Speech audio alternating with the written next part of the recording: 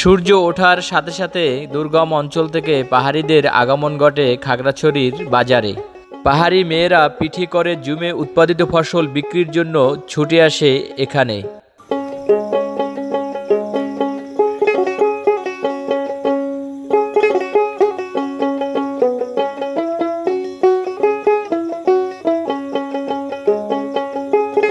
মহিষের চামড়াও পাওয়া যায় এই হাটে, এমনকি এটি তাদের বেশ জনপ্রিয় একটি খাবার। পাহাড়ের বাঁকে বাঁকে উৎপাদিত ফসল দিয়েই পরিপূর্ণ হয় পাহাড়িদের এই বাজার।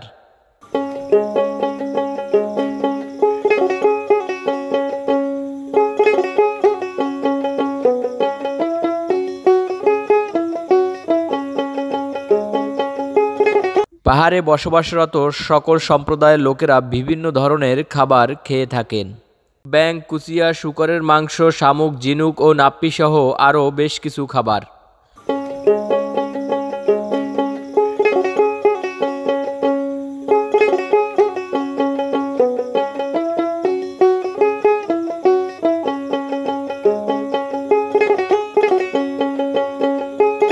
এর মধ্যে দই আছে,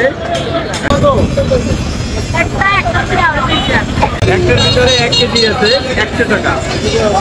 চাকমা ও মারমা সহ সকল ধর্ম ও শ্রেণীর মানুষের আগমনে মুখরিত হয়ে ওঠে এ অঞ্চলের বাজারগুলো।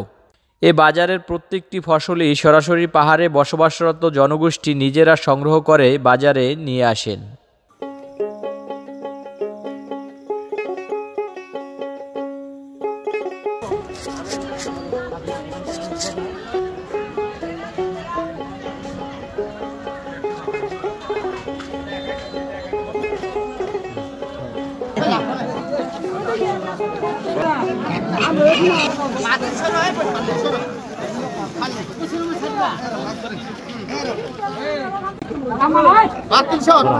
এটা দাম কত?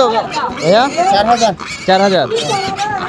খাগড়াছড়ি, বান্দরবান, রাঙামাটি সহ এই দুর্গম অঞ্চলের বাজারগুলোতে ক্রেতা ও বিক্রেতা বেশিরভাগই নারী। পাহাড়ি হতদরিদ্র জনগোষ্ঠীর আয়ের একমাত্র উৎস হচ্ছে পাহাড় ও জিরি থেকে সংগ্রহকৃত পণ্য। এখানে এটার মধ্যে কাঁকড়া, এই কাঁকড়াগুলোর ভিতরে আছে 12-13টা কাঁকড়া 60 টাকা।